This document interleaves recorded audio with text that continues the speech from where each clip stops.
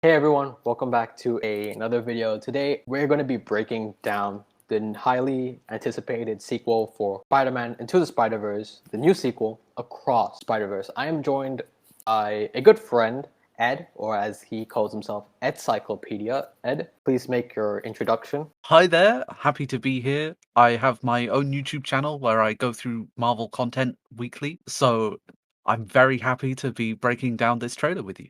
The honor is mine to have you here and us collaborating on this trailer for this new installment in the Spider-Verse franchise. And considering this is quite a meaty trailer, just the teaser alone, I think it's good to have two heads that are better than one to break down this. Absolutely. Considering the amount of stuff they've dump trucked in this one, I think even for me, just to go through it frame by frame, I think my brain already cracked. So thank God I have someone like you to also assist me in this breakdown. We go over the trailer's events, we cover the Easter eggs, and then we will give you our overall thoughts for Spider-Man Across the Spider-Verse. We'll start with the events of this trailer. So before we start, I'll say some parts and Ed will say some parts. So we'll exchange between the two. From the outset, we're reintroduced to Miles Morales, voiced by Shameik Moore, now more at ease with his role as the Spider-Man of his home universe, though it seems the relationship with his family may be a little bit more strained. He has a conversation with his mother, who has to give him a pep talk through a facade of talking about her son like it's not him. Quite interesting because Miles' double life means he has to keep most of himself from her. Miles looks older than he did in the first look at this film from last year, and is wearing a jersey with the number 42, a number that showed up in the original Spider-Verse, a lot with the creators citing it as a reference to Hitchhiker's Guide to the Galaxy, where an ancient computer concluded that the answer to the great question of life, the universe, and everything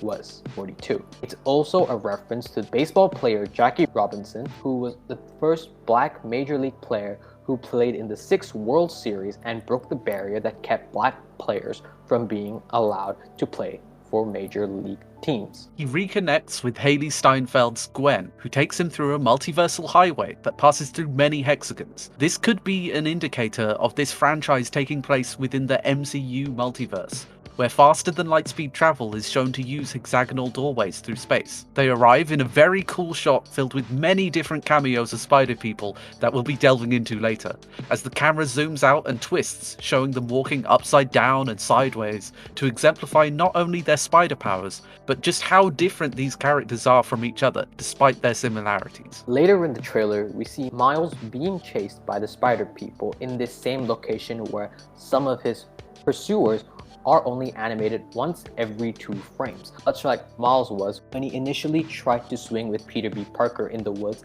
outside Alchemax, maybe showing that Miles is more attuned to his powers. Talking of Peter B, once again voiced by Jake Johnson, we see a return of the fan-favourite character, now sporting a new look, including a baby carrier, currently empty but suggesting maybe we see his child with Mary Jane, Mayday Parker. This trailer does a good job of setting the tone without really revealing anything about the plot of the movie. Jason Schwartzman was announced to be playing the villain of both this movie and its sequel, The Spot, a man who attempts in the comics to create a stable portal travel, ended up with those portals covering his body. He discovered he could both create and use these portals at will and was a D-tier Spidey villain. Despite his impressive power set, we don't know much about his backstory or character in this film, but an image was released of his appearance which is not only comic accurate, but could be quite terrifying. The antagonist that we do see is Oscar Isaac's Miguel O'Hara, also known as Spider-Man 2099.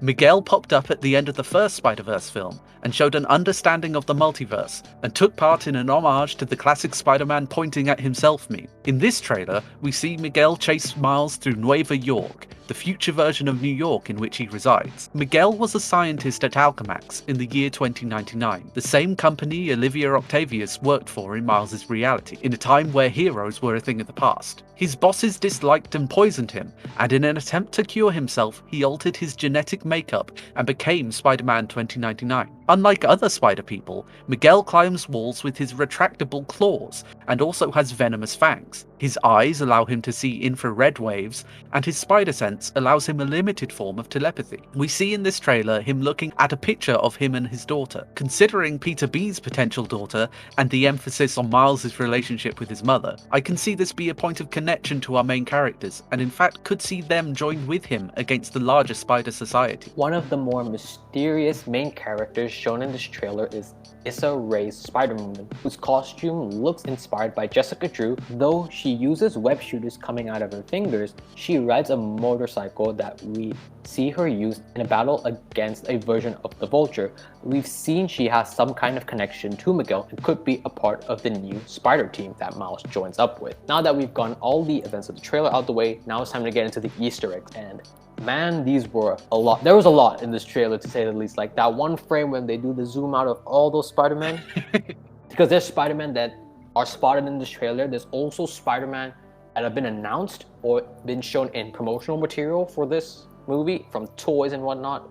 And then there's also a bunch of other information regarding the antagonists and some of the new locations that was announced after the trailer. So the Spider-Man that were spotted in this trailer is one that has been really big and everybody is cheering about, is Insomniac Spider-Man, the one from the Spider-Man PS4 game. He was first teased in one of Peter Parker's suits, you know, like the little suit gallery he had. We did see his suit in the first movie, so for that to kind of come full circle now and see the character like come to life, and in his Insomniac suit with the white emblem, hopefully voiced by Yuri Lowenthal. If he's in this movie, that would be amazing. I would love that. Oh my god. And especially Spider Cop, which is... Well, the thing with this Spider Cop, in that PS4 game, there was a suit that they ended up not actually using of Spider Cop, because it was a running joke that they had, like, with his conversations with the police. This Spider Cop that is shown in this trailer is actually based on a reality where everyone got powers, so Spider-Man stepped down from being a hero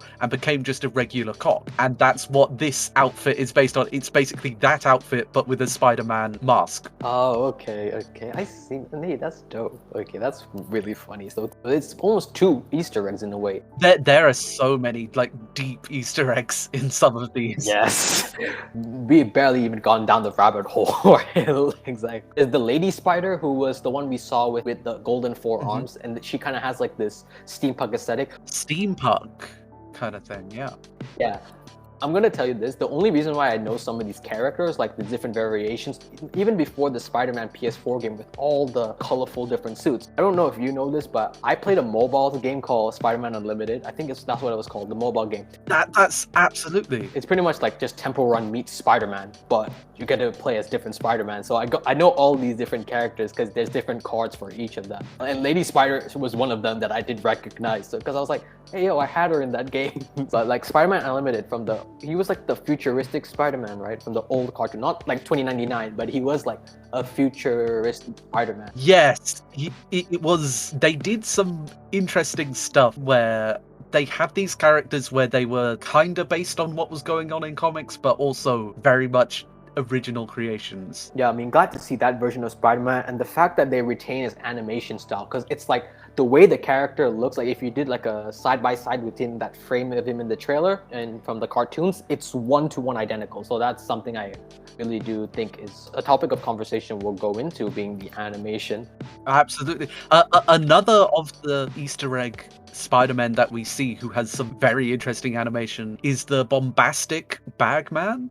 Yes! Oh, bombastic! I love him so much. It's based on a comic where at that point Peter Parker has the symbiote and he goes to the Fantastic Four to try and help him. Reed Richards is like, wait a second, that's not a suit, that's like an alien, and like gets it off Peter, who is then left in just his underwear. And the Human Torch's way of helping Spider-Man is to give him a Fantastic Four suit, but then just a paper bag to go over his head that he uses. And in this film, they obviously can't use the Fantastic Four suit, so he's got a Spider-Man suit with a bag over his head. But I really like how they got the cross-hatching on him to make it look like the 60s, 70s comic. reality that he comes from. And I also love that Miles, when he sees him, you can, if you really zoom in and like slow it down, you can see that Miles actually turns the bag round on his head so that he can't see. Oh, I love it. yeah, okay, I see the. Oh, damn, I genuinely did not notice that. Oh, it goes past so quickly. You really have to go frame by frame to find all of the things. For the bombastic Spider-Man, like I said, with that Unlimited Spider-Man and even this one, it's the fact that they retain the art styles. Yeah, the pop art style. Yeah. Yes, they retain each of those particular art styles for those characters, so it differentiates across. So all of them, all their styles mesh together. It's all really different and they blend well. That's why I liked, as you mentioned earlier, that some of the other spiders are animated not every frame but every 2 frames, so that they look slightly out of sync with Miles, which it's just such a, like, the things that they can do with animation, it's just crazy. Now there's actually one that, I mean, of course that sounds really obscure. If you thought Spider-Ham, a pig that is Spider-Man, is crazy. Well, a spider that becomes a pig and is Spider-Man. Oh yeah, it was the weird thing where it's like the pig Aunt May was radioactive and bit a spider, the aunt died, and the spider then became a pig. Yeah. Which made Peter Porker. Yeah, the animal universe is weird, man.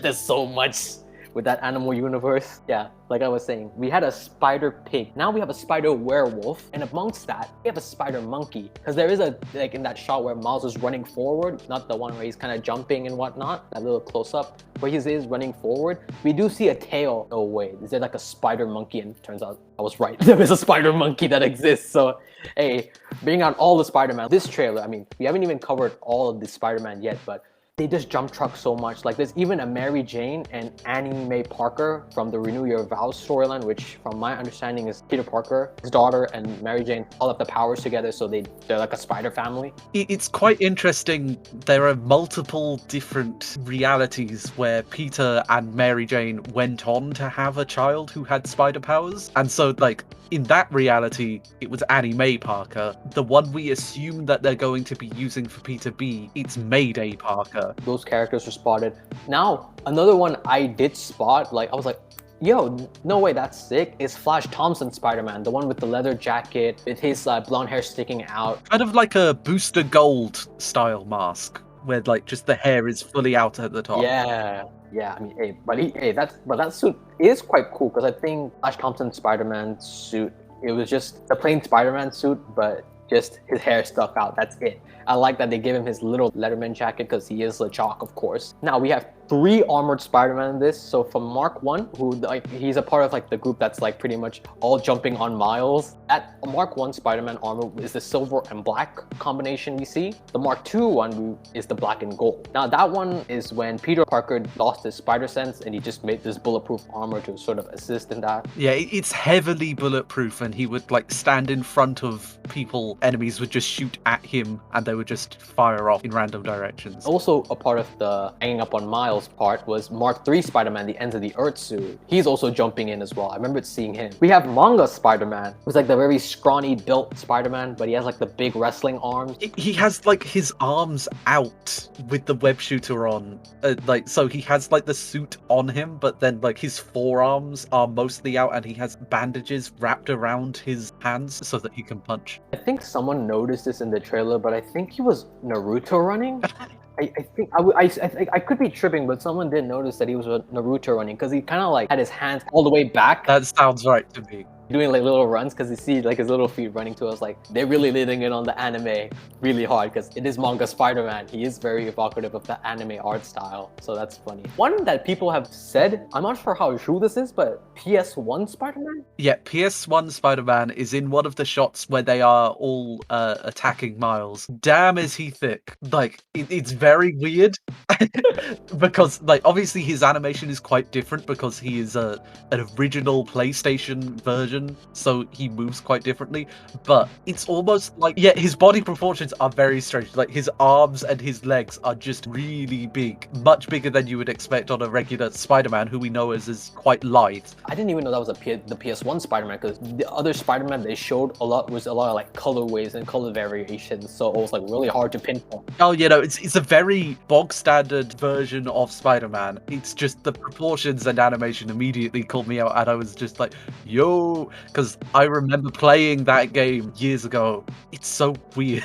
Like teaming up with Venom against Carnage. That may have been the sequel, but it was still on PS1, so it's the same Spider-Man. Because I thought it looked like a Spider-Woman or sorts. Because like I was like, is that really PS1 Spider-Man? I see because of the proportion. That's the thing. It's hard to see with some of them. It's like all really cluttered. they together. might be female versions of the characters that we know because it's the multiverse. They can do whatever they want. We do also have other Spider characters in this that were not present in this, but were present in other promotional material, like the after party for the premiere, the trailer with Haley Steinfeld, Phil Lord, and Chris Miller. They did reveal some like new tidbits. I mean, one that they revealed, and I'm really excited for, because this was teased in like the first look we got, is Spider-Man India, and I really like his look a lot. Yes, Pravita. Pravita Prabhakar, I think is his name. I'm glad, like, added a lot of Indian culture. Yeah. He just really is evocative of India. Like, he really is leaning into the Indian aesthetic. Whereas with the comic book Spider-Man, it's just like a very basic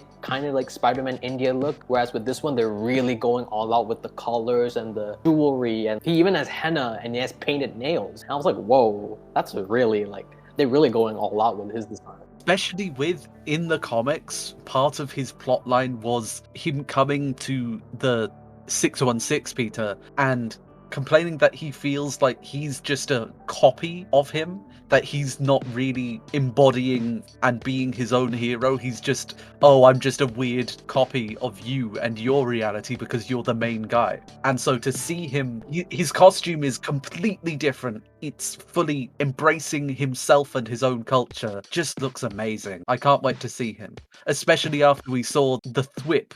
Yes, yeah, the Mumbatan, like Hindi, I think it was in Hindi or some Indian language where when Miles thwips, it's actually thwip in like that particular Indian language as well. So I was like, I love that a lot. And I love it. Just Indian representation, especially for this, is like really warms my heart a lot. Absolutely. So for me, I really am happy. My only, I dare not say concern, but I am really cautious because we don't know if there's a voice actor attached to this. Yeah, so far, I will say that the visual development concept art that we have seen of him, the only other character I've seen with that concept art we're just about to mention is Spider-Punk, who we know is going to be voiced by Daniel Kaluuya and is going to be an important part of the film. So I would hope that that means that Spider-Man India is also going to be integral. Exactly, because like these were not even announced for this trailer. Yeah. And I'm already excited for their whole style. At least with the concept art we've been shown. We've not shown the full look on these characters and how they look like in the movie and in motion. Hobie Brown, is it Hobie Brown who's the punk rock Spider-Man? Yeah. Voiced by Daniel Kaluuya. Hobie, definitely. Hobie, okay, Hobie. Like you can really see like the animation, it's sort of punk rock like. Yeah. His suit and everything he has and the colors and whatnot. And his animations as well, I like that they're really, like they have like a lot of life to them and they like have this particular rock star kind of energy. But when he's like swinging the guitar up, the arm is like swinging up and whatnot. And I really like that. Now, one they did announce, we're getting a new member of the family. Like you said earlier, Peter B. Parker has a baby carrier, and this was announced. Mayday Parker is the kid. Because I was like, Peter B. Parker has a baby carrier. Maybe they cut out that baby in that trailer for this particular one, because they're not going to want to reveal it for the movie. Because they did show concept art for her, and I mean, gosh, she is adorable, man. She is so cute. She has her little Spider-Man clothing and she has like a spider logo patched on thing, and it's so cute, man. She is very adorable. She has a lot of Mary Jane's genes, like with the red hair. I quite like the little thing with her eyes, like the neat detail where she has, I don't know what's it called. I think there is like a heterochromia. Heterochromia, yeah. One of her right eye is brown, but her left eye is blue, and the little freckles. But she's just adorable, man. So sweet. But it does come full circle with the Peter B character, because from the first Spider-Verse movie, he was just a very down on his luck character. Like, that character lost everything. Social relationships, money. Think about like Spider-Man down in the dumps. That's Peter B. Parker, voiced by Jake Johnson, and he brought so much life to that broken Spider-Man role. But you know, as the movie progressed, he started to kind of make amends. Yeah, he was inspired by Miles to try and be the symbol of Spider-Man again, to try and like put his all into his life. And we saw at the end he went back to his MJ and he tried to apologize. And clearly it worked, if they've had a kid. Yeah, it worked alright, because before Miles is, you know, he meets with Peter B. Parker, he met with his Earth Spider-Man, who was a blonde Spider-Man funny enough, because he was the more perfect one. Like, he got his life all sorted.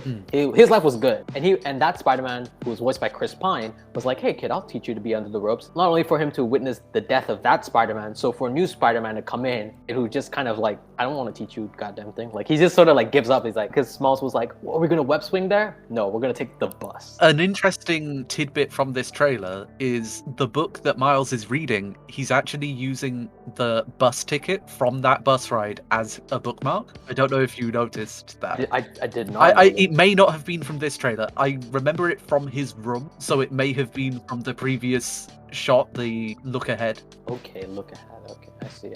This trailer kind of shows that they've all grown and they've all matured in their own ways. Like the previous cast, from Gwen Stacy to Miles and even Peter B. Parker, they've all grown now in this new sequel. So to have seen them now in this stage where they've all grown up and what's going on in their life is going to be interesting to see. To finally finish off the final two Spider-Man that were not present in this trailer, but were present in promotional material. Cyborg Spider-Woman. Now, boy, she is a tank. Like, I remember you showed me the picture because I was under the assumption, oh yeah, that's Cyborg Spider-Man. In the comics, Cyborg Spider-Man exists. He hasn't been given a backstory. All we know is that he's a Spider-Man who has robotic parts on him. The version that we've seen, the toy leak of Cyborg Spider-Woman, she is so big, so built. Her spider symbol is actually made of chains that she's got wrapped around her, holding up some like big guns that she's got on it. Like, she just looks crazy, and there's no explanation. We just have this Cyborg Spider-Woman.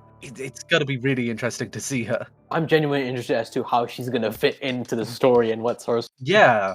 She is an absolute unit personified. She's absolute unit personified. Oh, she's so built.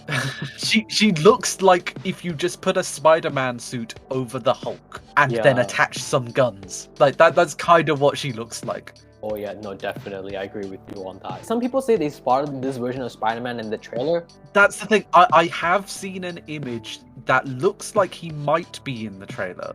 But the only confirmation we got of this character was of course in promotional material, which is Scarlet Spider, the Ben Reilly one, the red and blue. The one that has like the blue hoodie, but the red suit and whatnot. In the comics, he was a clone of Peter Parker, who at one point everyone was convinced that Ben Reilly, who is obviously named after Uncle Ben, that he was the actual Peter Parker and that the Peter Parker we'd been following had been a clone, but then years later they took that back and was like, oh no, Ben is actually a clone. Now in the comics, he's going by the name Chasm and has teamed up with Jean Grey's clone, the Goblin Queen, to try and take back the reality for themselves, because he's now convinced that he's the real Peter Parker again, and that Peter Parker stole his memories of being Peter Parker. I don't think that's the direction they're going in this film. I think he's just going to be another Spidey, but there is this very interesting direction they could go with him, that he could be a bit more of a villainous character. I personally could see Ben being the leader of this group of spiders who are trying to catch Miles, that he is part of this group that is, while they're not villains, they are not wanting to go along with what Miles's plan is, and therefore they're trying to take him down. Never say never. We don't know what's going to happen, so that could definitely be a possibility. I mean, I'm not sure if you have the image of Ben Reilly from the Spider-Verse thing for this movie, but seeing the character, at least from this promotional material, his art style seems to be like very Todd McFarlane-esque. Yeah, very 90s. Yeah, the very 90s aesthetic, the emphasis on the shadows and the bright red and all that kind of stuff. Very evocative of like that Todd McFarlane 90s aesthetic of comics. Also, with characters comes new locations, and we have 3 new locations that was announced, or at least we're given artwork for. So the first one will be Gwen's homeworld, Earth 65. That's a beautiful, the picture we've got, very much watercolors, dark blues and dark purples with the bright, like almost pale greens and pinks going with it. It's so very interesting, like just the lights shining through the city. It's almost like when you go outside and it's foggy and like there's a street lamp and the light is like bleeding into the fog a little bit. That's kind of what her reality looks like, just on a base level. Yeah, and especially for, I mean, at least from what I can remember from the first Spider-Verse movie, when we were given her little origin, her world was very colorful. I wouldn't say neon-ish because like 2099's Earth is more of that futuristic aesthetic, but it did have like very neon-like colors or very like colorful punk rock-like colors because of her character, like, you know, being a very punk rockish kind of girl because she plays the drums and all that. Yeah. Talking of that, we have actually got an image of Nueva York, a concept art much like we have of Gwen's, and it looks almost like what's the Nova Corps planet? Xandar. It looks almost inspired by Xandar. It's very alien, has just block colors across white, but it's also got so much greenery. So it looks very futuristic. There are flying cars, there are helicopters, there are what look to be some kind of autonomous bus service, like just these capsules with numbers and windows. It's very interesting. I'm interested to explore it. I was getting vibes of like the Earth 838 like we saw in Doctor Strange, where it's like this mesh between greenery and futurism. Yeah, an eco-futurism. The eco-futurism, right? Yeah. Is it solar punk? Is that what they call it? Solar punk? Yeah, I think it is solar punk, perhaps. Yeah, but yeah, like that's what I thought. Because like Nuevo York to kind of look more like not that this is not futuristic. Well, especially like normally when we see the world of 2099, because it's kind of like it's always nighttime. Mm-hmm. It's always from the top of a skyscraper, and like there's just darkness and like bright lights below, but not where we're actually seeing, and like just neons. The concept art we've seen is much more of a ground level happy society, which is quite different to what we would have expected. Yes, because like normally when I think of like 2099, at least from other media that I've seen it in, it's very Blade Runner-esque, where it's like very dark and a lot of neon signs. And it's always raining. Yes, it's always raining. Every futuristic setting has to have a night setting, a lot of neon light, and that rain. Well, it's like Gotham City. Gotham City is not Gotham City if it's not either raining, foggy, or snowing. Yeah.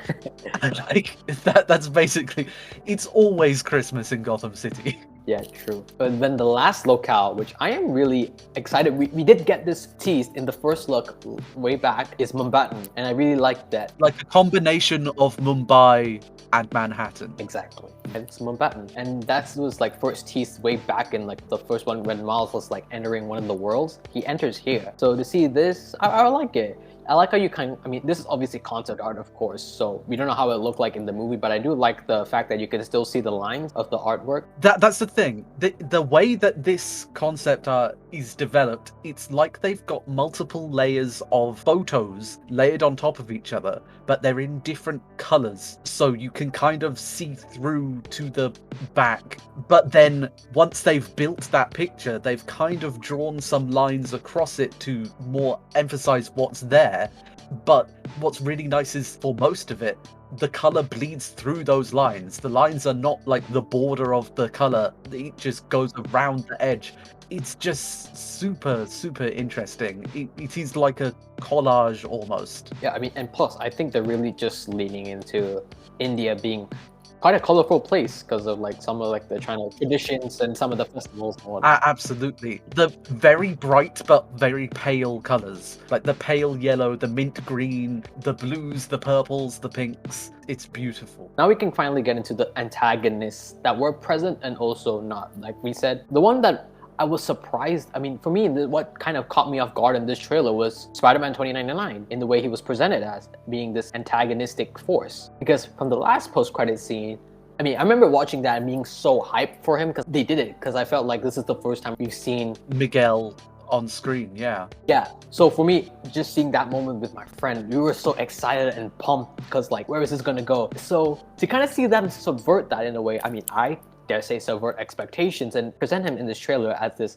antagonistic force who maybe has some level of justification to his villainous kind of outlook right now as for this trailer, because we are shown that glimpse of him and his daughter, that little kind of like footage he's watching over like on some sort of screen or whatever. The sad thing is when we see an antagonist looking at a picture of them with their child, it's normally because the child isn't there anymore, and that can really turn someone to dark ends. And hopefully like there is a bright future that they can work towards and can save her, but it might be that all he can do is try and provide a future for Mayday instead. because she's like an example of a child that has been able to actually live, whereas his may not have. Exactly, but one thing I will say from the first movie, at least from his post-credit scene appearance till now, he hit the gym. He must have injected some steroids because dude is built. Like, if you see the picture from him from the first movie, he was relatively built. Like, you know, he was very lean, like that V shape or like that triangle shape for his chest. The classic Chris Evans Dorito. The classic Chris Evans Dorito, yes. His costume is updated for this movie because in his first appearance during that post-credit scene, it was very in line with the comic book suit, you know, the red lines and whatnot. For this movie, they've kind of kept that as a base. What they've added is his suit, the red parts are lights. They glow. Yes. And I kind of like that. I gotta admit, that's pretty sick, man. Like, woo! Which, them being lights and futuristic, there is a bit in the trailer where he is with Miles and Gwen and Peter. His lights on his chest are almost more of a gold than a red, which I wonder if that's like they go red when he's in his like hunter mode, when he's going out to go and do fighting of bad guys, and like they go back to a more the gold when he's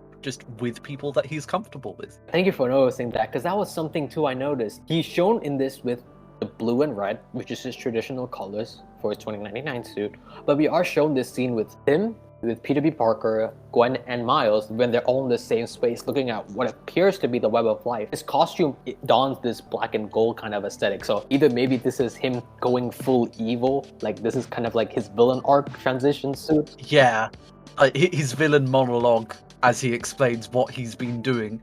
But it also could be that, but then Miles realizes he's in the right and decides to work with him. Like, that there is a true villain. While we're expecting a villain monologue, it turns out it's a monologue that makes a lot of sense. And we see him with Issa Rae's Spider-Woman at one point in some promotional like images, which to me suggests like she just seems so cool. She can't be a bad guy. Yeah, because especially that one shot with her and Miguel. In that shot, she looks very kind of sad, almost like sorry, because she has this like innocence when she turns towards like the camera. At least maybe she kind of has to roll with him because no matter what, he's sort of doing things for the right reasons. Like, although he may be bad, she kind of has to roll with him. He may be at the moment giving in to his anger, but he does have good intentions. And voiced by Oscar Isaac as well. So here he does also sound like over the edge, because Gwen is like, we're supposed to be the good guys. And so that means somewhere someone messed up and the Spider-Man aren't doing what they're supposed to be doing. And he's sort of like says in this very like evilish way where he's like, we are. Very like eerie way. So I was like, damn, how far deep is he? Because like he is giving Miles a run for his money, because boy, he choke slammed him on like some WWE type stuff. I feel so bad for him because it's like, what did you do? I'm really just curious as to like. Well, we don't know. Maybe Miles did something really bad. Yeah. And another thing to point out before when the shot of him running towards Miles, in the midst of that, while Miguel O'Hara's running, you know, with his claws out and everything, and I think Miles is like in this sort of transportation or like this kind of portal, because we see an actual spider that's kind of like using its claws to like kind of make this portal for Miles in the trailer. So I was like, ooh, like a spider motif is all around. So when they travel, an actual spider is making a portal for them. That's really dope. We did see one of the first and like kind of like another secondary antagonist, like the first movie had. They had a lot of antagonists in that one. Like Kingpin was the main one, but we had secondary ones. Yeah, they had a lot of like very minor villains who were definitely involved in the fights, but they weren't masterminding anything. Yes. Like how we had Kingpin, who was the center. They had Scorpion, they had Tombstone, and we had Olivia Octavius. It was such an ingenious decision to have Olivia. Like, I loved her. I truly think that's where they should go forwards with the next time we see Doc Ock. It should be Olivia. Totally, because that was like, I dare say, one of the most innovative twists in that movie. And like the fact that they literally set it up in that scene with the octagonal glasses, it was just pretty much like the seeds were literally there at the moment. Like how almost, if not her room and her character, always has this octagonal or octagon shape all around it that teased that eventual reveal she was a Dr. Octopus variant. But one I was not expecting to see in this trailer like a secondary villain, which Vulture is in this. And he's voiced by, I hope I'm pronouncing this name correctly, Jorma Taccone. And he did the voice for the Green Goblin in the first movie, the big hulking Green Goblin. We only saw like that brief frame of Vulture, but even then I was like, oh snap. I quite like the design. He has like an actual Vulture mask, including the beak, like a little domino Vulture mask, because that even has like a beak. And his art style, apparently his art style is that of like Renaissance, because the character is going to be Italian. Yeah, I was thinking it's very orange, kind of almost like it's drawn onto vellum. I would have not guessed a Italian Vulture in this, especially for Vulture, like for them to make him Italian. I love that. I dare say it, but Spider-Man is making very innovative decisions with these villains, man. I gotta admit. But of course, this main villain for this movie is the Spot, and he's voiced by Jason Schwartzman. The face looks familiar, like I've probably seen him in films before. He does a lot of indie movies. He's great. He's in so much stuff, and he's a very funny man as well. And comedic actors always are able to put a level of performance with the voice that just goes above and beyond. So I'm really, really looking forward to him. Same here, because apparently Spot is this movie's main villain, and the only sort of tease we've gotten is that concept art with him fighting Miles. There's Miles fighting against him, and he's like kicked into the Spot, but then you see his foot is elsewhere in the image because it's just gone through one of the portals. That villain right there, if you can open up a bunch of like Spot portals and whatnot, we've not seen him at all in this trailer. The only thing they're presenting to us as that sort of antagonistic force is Miguel O'Hara. Yeah, we get Miguel, and we have the other spiders, who I wonder if we're supposed to watch this trailer and think that Miguel is in charge of the spiders, maybe, is what we're supposed to think.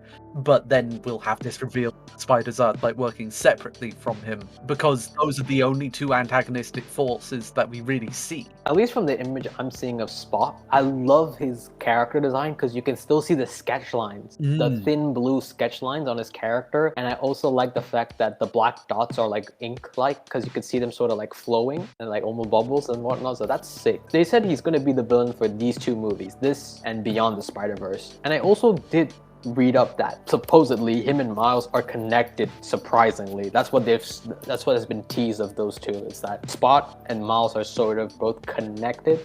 You don't know how. Maybe he was created due to the bomb at the end of the first one. Like that in Miles saved everyone but ended up hurting someone else, which then ends up like coming back to haunt him. Maybe coming back to haunt the multiverse. Maybe that's what it is. Oh, okay, I could see that now. Like Miles is the cause of Spot. So Spot, pretty much him being a living embodiment of multiversal travel, maybe goes around and he's causing all this mayhem, and maybe Miguel O'Hara and the other spiders find out that, oh, you are the cause of the problem. So maybe that's why it's like John Wick 3 again. Yeah, maybe they don't know the Spot exists and they assume that it's Miles that is actually doing whatever damage it is that is happening to the multiverse. Yeah, that could totally be what happens, because it looks like John Wick 3 with Miles Morales in the Spider-Verse right now, because he seemed to mess up so bad that an entire group of Spider-Men and women are coming after him.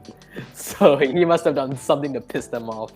I think we can finally wrap it up with our overall thoughts. I really enjoyed this trailer. I thought it featured so much, like we've been talking for a while about everything. It didn't reveal anything. Like we're trying to piece together what the possible story is, because there's almost nothing there. But we're still so excited, so it's clearly the trailer is doing its job really well. From Into the Spider-Verse, and for that to have been an unexpected success, I mean, I genuinely would not have expected it to have been as good as it was. I think it's one of the best comic book movies, and I think it's up there with a majority of the good comic book movies being live action. So I think that is a testament to the animation. It's like it was being like the many pioneers into how do we blend these different animation styles of distinct characters and what their styles lend to the table, and how they can sort of coexist with these other characters and their independent styles. So for them to have nailed that in the first movie, to carry that forward here, times that by 10, by dump trucking all these Spider-Men into this one, you don't know what other Spider-Men are going to appear. But for now, I'm just beyond ecstatic. I mean, so far, this is doing what a teaser should do. Tease. It's not spoiling too much, it's not offering too much, but it's teasing you at what's to come, and it's already capturing your excitement. For them to really amp up the scale for for this. And the animation, the first movie, it felt like ground zero. This trailer is showing me like sky's the limit. The animation seems to be going above and beyond. Everything else seems to be going above and beyond. And especially, like, the next movie is called Beyond the Spider-Verse, so it's going to be surpassing that limit. It's going to be going to the absolute, just crazy regions of possibility. For what ensues, I don't know, but like I am truly ecstatic for this sequel. Yeah, I'm really excited to see where this film is going. The potential is there. So, I mean, I think that about wraps up both our opinions and our hype and excitement for this upcoming installment in the Spider-Verse animated series of movies. So, before we end it off here, of course, like I always say in every video, like and subscribe. That's showing your support, and the support for the past videos means a lot. But I do also want you all to do a favor and support Ed and his channel, Encyclopedia. He releases videos around Monday. Every Monday, I release a video about all the Marvel news that has happened within the last week, because there's always so much stuff going on. I bring together rumors and fact, and I make it very clear what is rumor and what is fact. And I'm just really excited to see what more I can do. Exactly. So it would mean a lot to me if you could go over and check out Ed's channel and support him as well. So for those who are maybe not on track with what's going on in the entertainment side of Marvel, what's coming up and whatnot, and what you want to know, Ed is the best place to go to for his What If Weekly videos, where he gets all the weekly info and presents it to you in a nice digestible format to where you can know and keep up to date on what's going on the Marvel side of news. That about wraps up this video. Thank you all so much, and see you on the next one. Take care all. Bye!